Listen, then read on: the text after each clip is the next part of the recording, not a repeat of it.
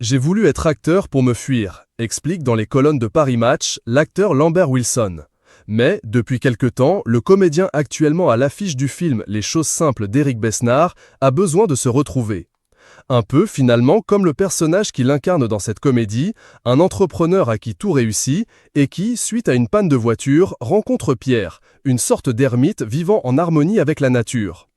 De cette relation, chacun de ces deux hommes que tout oppose va voir ses certitudes respectives bouleversées.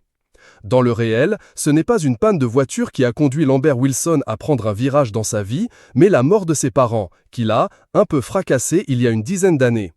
Pour tenir le cap, il se raccroche maintenant désespérément à son moulin, en Bourgogne, son phare dans la nuit, sa ruche pleine de vie. Mes parents sont morts, on a vendu la maison familiale et je n'ai plus eu de contact avec mes proches. J'ai vraiment eu l'impression d'être déraciné, se souvient-il auprès du magazine. L'acteur, aujourd'hui âgé de 64 ans, sombre alors dans la dépression et, pour tenter de reprendre le dessus sur la vie, se raccroche à la terre, à sa terre d'adoption, un domaine situé entre une rivière et le canal de Bourgogne, dans la région de Tonnerre. Ici, je recrée un endroit à peu près stable, comme un ponton. Cette maison remplit cette fonction. C'est là où je dépose mes objets, mes archives et surtout là où je fais venir mes amis. Ils sont mes garde-fous, ma famille élective, assure Lambert Wilson.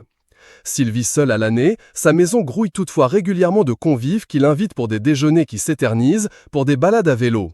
Signe de son attachement à cette terre, l'acteur nommé 7 fois au César s'investit aussi beaucoup dans la vie de sa ville, où il a créé, avec le maire, un festival de musique, les Millésimes de Tonnerre. Ça a tout changé, on est en contact avec les communautés locales, les instances départementales, on fait venir des artistes et on rencontre des musiciens du coin.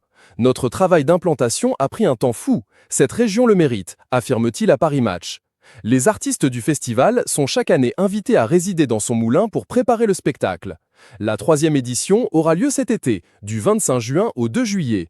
Au programme, Offenbach, Schubert, Rameau, un concert de musique de chambre et un autre de jazz. Lambert Wilson, lui, récitera un texte lors de l'interprétation de L'histoire du soldat de Stravinsky. Lambert Wilson, en pleine promotion de son nouveau film intitulé Planchat, s'est confié sur le plateau de l'émission Télématin sur une phobie qu'il a longtemps suivie, surtout à l'école. Lambert Wilson a posé ses valises dans ce moulin dès les années 2000, plaquant tout au passage. Datant du XVIIe-XVIIIe siècle, la bâtisse lui demande beaucoup de temps. Les hivers ne sont pas sexy, ils sont déprimants. On serre les dents et le moulin usé par le cours d'eau nécessite, comme un bateau, un travail constant. Il faut garder les vannes en état, faire avec les crues du bassin de l'Yonne. Il est arrivé que l'eau monte à 10 cm du sol de la cuisine. De quoi s'occuper l'esprit et revenir aux choses simples. À l'affiche des choses simples, sur les écrans depuis le 22 février, Lambert Wilson nous a reçus dans la propriété de Bourgogne où il se ressource.